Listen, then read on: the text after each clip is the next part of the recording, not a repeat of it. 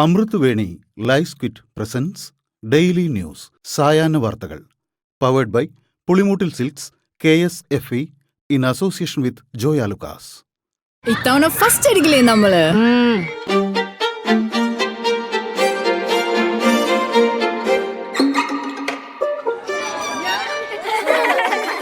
കുട്ടികൾക്കൊക്കെ പെയിൻ ശല്യം ഉണ്ടാകും. അതുകൊണ്ട് ലൈസ് കിറ്റ് ഉപയോഗിച്ച് ക്ലാസ്സിൽ വരാൻ പ്രത്യേക ശ്രദ്ധിക്കണം. ലൈസ് കിറ്റ് ലൈസ് റിമൂവർ പെയിൻ ശല്യത്തിൽ നിന്നും ഉടനടി ആശ്വാസം. നമസ്കാരം, ഞാൻ നീതു കൃഷ്ണ. ഡെയിലി ന്യൂസിന്റെ സായാഹ്ന വാർത്തകളിലേക്ക് സ്വാഗതം. ഇന്ന് ഡിസംബർ 11 വ്യാഴാഴ്ച.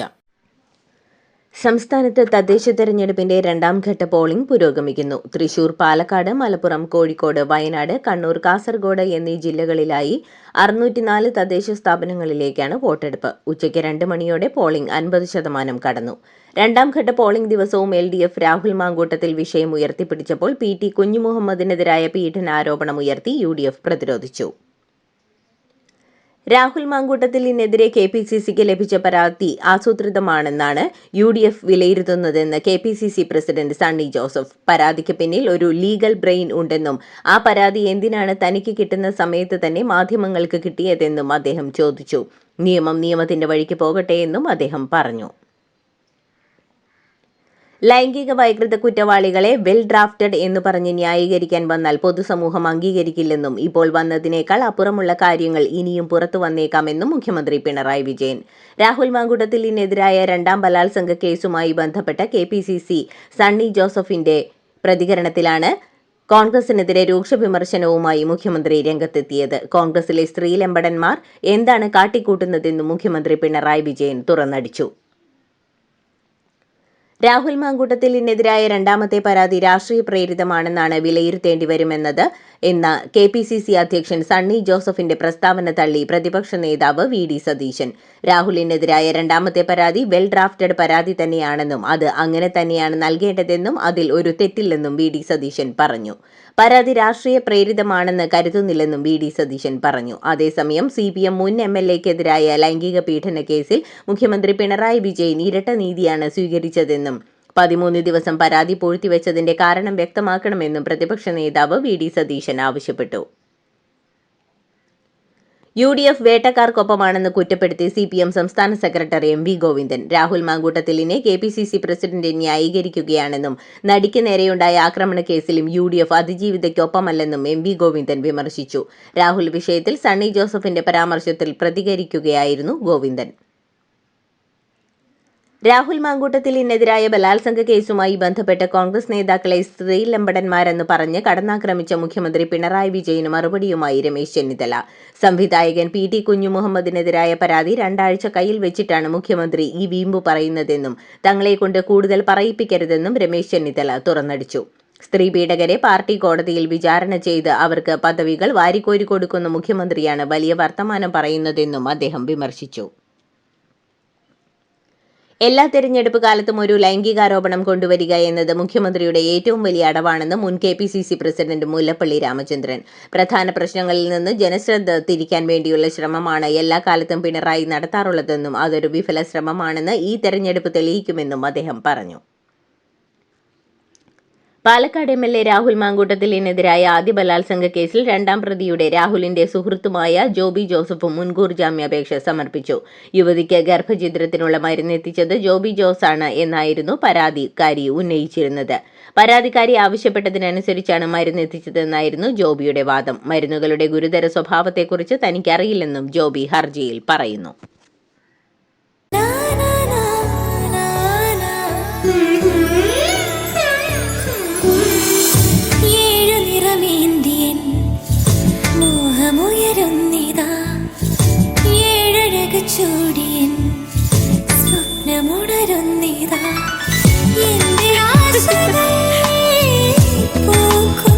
പട്ടിന്റെ കയ്യൊപ്പ് സിൻസ് 1924 പുളിമൂട്ടിൽ സിൽക്സ്.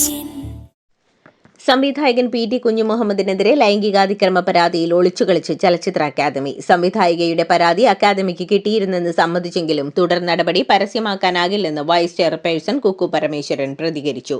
കേസിൽ പരാതിക്കാരിയുടെ രഹസ്യമൊഴിയെടുക്കാൻ പോലീസ് കോടതിയിൽ അപേക്ഷ നൽകി.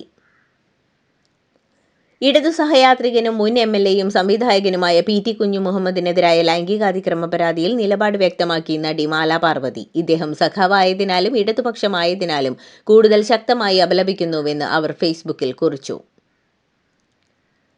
നടി ആക്രമിക്കപ്പെട്ട കേസിലെ കോടതി വിധിയെ ബഹുമാനിക്കുന്നുവെന്ന് സംവിധായകൻ സത്യൻ അന്തിക്കാട് കോടതിയിൽ വിശ്വസിക്കുന്നു. കോടതിക്കപ്പുറം ഒന്നും അറിയില്ല. നേരിട്ട് കുറ്റക്കാരായവരെ ശിക്ഷിച്ചു. എതിരഭിപ്രായമുള്ളവർക്ക് മേൽക്കോടതിയെ സമീപിക്കാനുള്ള സംവിധാനമുണ്ടെന്നും സത്യൻ അന്തിക്കാട് പ്രതികരിച്ചു. തദ്ദേശ തെരഞ്ഞെടുപ്പ് സാമ്പിൾ വെടിക്കെട്ടെന്ന് മന്ത്രി കെ രാജൻ. പൂരം വരാനിരിക്കുന്നതേയുള്ളൂവെന്ന് അദ്ദേഹം പറഞ്ഞു. നടിയെ ആക്രമിച്ച കേസിൽ അടൂർ പ്രകാശ് പറഞ്ഞത് UDF-ന്റെ നയമല്ല എന്ന് എങ്ങനെ പറയാൻ പറ്റുമെന്ന് കെ രാജൻ ചോദിക്കുന്നു. UDF-ന്റെ നയമല്ല പറഞ്ഞതെങ്കിൽ UDF നടപടിയെടുക്കണ്ടേയെന്നും മന്ത്രി പ്രതികരിച്ചു. തദ്ദേശ തെരഞ്ഞെടുപ്പിൽ NDA-ക്ക് ശക്തമായ മുന്നേറ്റമുണ്ടാകുമെന്ന് മുൻ BJP സംസ്ഥാന അധ്യക്ഷൻ കെ സുരേന്ദ്രൻ. വോട്ട് ചെയ്ത ശേഷം മാധ്യമങ്ങളോട് പ്രതികരിക്കുകയായിരുന്നു കെ സുരേന്ദ്രൻ. ശബരിമലയിലെ സ്വർണ്ണക്കൊള്ളക്കാർക്ക് തിരിച്ചടിയാകും ഈ തെരഞ്ഞെടുപ്പ്. LDF-ഉം UDF-ഉം തീവ്രവാദ ശക്തികളുമായിട്ടാണ് സഖ്യമുണ്ടാക്കിയിരിക്കുന്നത്. UDF-ന്റെ ജമാഅത്തെ ഇസ്ലാമിയുമായുള്ള ബന്ധവും LDF-ന്റെ പോപ്പുലർ ഫ്രണ്ടുമായുള്ള ബന്ധവും ജനം തിരിച്ചറിയുമെന്നും അദ്ദേഹം പറഞ്ഞു. ഇന്ത്യയുടെ ജനാധിപത്യത്തെ രക്ഷിക്കാൻ പുതിയൊരു മുന്നേറ്റമുണ്ടാകുമെന്ന് കോൺഗ്രസ് അംഗം KC വേണുഗോപാൽ. ഏത് ആയുധം ഉപയോഗിച്ചും തങ്ങളെ അടിച്ചമർത്താനും ജയിലിലടയ്ക്കാനും BJP ശ്രമിക്കുമെങ്കിലും ജനകീയ മുന്നേറ്റം ഉയർന്നു വരിക തന്നെ ചെയ്യുമെന്ന് ലോക്സഭയിൽ തെരഞ്ഞെടുപ്പ് പരിഷ്കാരങ്ങൾ സംബന്ധിച്ച ചർച്ചയിൽ പങ്കെടുത്തുകൊണ്ട് വേണുഗോപാൽ പറഞ്ഞു. VC നിയമന തർക്കത്തിൽ കർശന ഇടപെടലുമായി സുപ്രീം കോടതി. സാങ്കേതിക ഡിജിറ്റൽ സർവകലാശാല VC-മാരെ സുപ്രീം കോടതി തീരുമാനിക്കും. ജസ്റ്റിസ് ദുഹ്ലിയ സമിതിയോട് ഓരോ പേരുകൾ മുദ്രവച്ച കവറിൽ നൽകാൻ കോടതി നിർദ്ദേശിച്ചു. VC നിയമനത്തിന്റെ സമവായത്തിൽ എത്തിയില്ല എന്ന് നേരത്തെ തന്നെ ഗവർണർ രാജേന്ദ്ര ആർലേക്കറും കേരള സർക്കാരും കോടതിയെ അറിയിച്ചിരുന്നു. മസാല ബോണ്ട് ഇടപാടിലെ ED അഡ്ജുഡിക്കേഷൻ കമ്മിറ്റി നോട്ടീസിനെതിരെ കിഫ്ബി ഹൈക്കോടതിയെ സമീപിച്ചു. പ്രാഥമിക വാദം കേട്ട കോടതി ഹർജി ഇടക്കാല ഉത്തരവിനായി ചൊവ്വാഴ്ചത്തേക്ക് മാറ്റി. ഹർജിയിൽ അന്തിമ തീരുമാനമാകും വരെ നോട്ടീസ് നടപടികൾ സ്റ്റേ ചെയ്യണമെന്നാണ് ആവശ്യം. മസാല ബോണ്ട് വഴി സമാഹരിച്ച പണം സംസ്ഥാനത്തെ വികസന പദ്ധതികൾക്കാണ് ഉപയോഗിച്ചതെന്ന് കിഫ്ബിയുടെ വാദം. കൊല്ലം അഞ്ചലിൽ വാഹനാപകടത്തിൽ 3 പേർക്ക് ദാരുണാന്ത്യം. ശബരിമല തീർത്ഥാടകർ സഞ്ചരിച്ച ബസും ഓട്ടോറിക്ഷയും കൂട്ടിയിടിച്ചാണ് അപകടമുണ്ടായത്. മരിച്ച 3 പേരും ഓട്ടോറിക്ഷയിൽ യാത്ര ചെയ്തവരാണ്. കരവാളൂർ സ്വദേശികളായ ശ്രുതിലക്ഷ്മി, ജ്യോതിലക്ഷ്മി, ഓട്ടോറിക്ഷ ഡ്രൈവർ അക്ഷയ് എന്നിവരാണ് അപകടത്തിൽ മരിച്ചത്.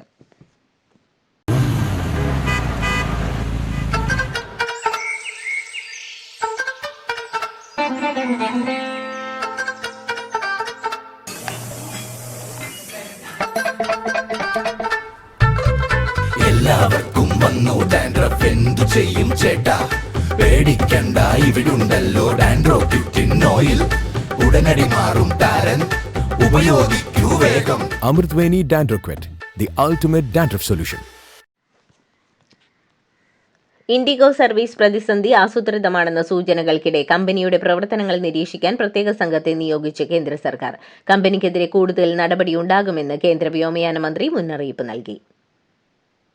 പാർലമെന്റിൽ ശൈത്യകാല സമ്മേളനം തുടരുന്നതിനിടെ പ്രതിപക്ഷ നേതാവ് രാഹുൽ ഗാന്ധിയുടെ ബെർലിൻ യാത്രയെ വിമർശിച്ച് BJP. പ്രതിപക്ഷ നേതാവെന്ന കടമ നിറവേറ്റുന്നതിന് പകരം വിദേശയാത്ര തിരഞ്ഞെടുക്കുന്ന രാഹുൽ പ്രതിപക്ഷ നേതാവല്ല, പര്യടന നേതാവാണെന്ന് BJP ദേശീയ വക്താവ് ഷഹസാദ് പൂനാവാല പരിഹസിച്ചു. പ്രധാനമന്ത്രി നരേന്ദ്രമോദിയും പ്രതിപക്ഷ നേതാവ് രാഹുൽ ഗാന്ധിയും തമ്മിൽ കഴിഞ്ഞ ദിവസം നടന്ന 88 മിനിറ്റ് നീണ്ട കൂടിക്കാഴ്ച പാർലമെന്റിനകത്ത് അഭ്യൂഹങ്ങൾക്ക് തിരികൊളുത്തി.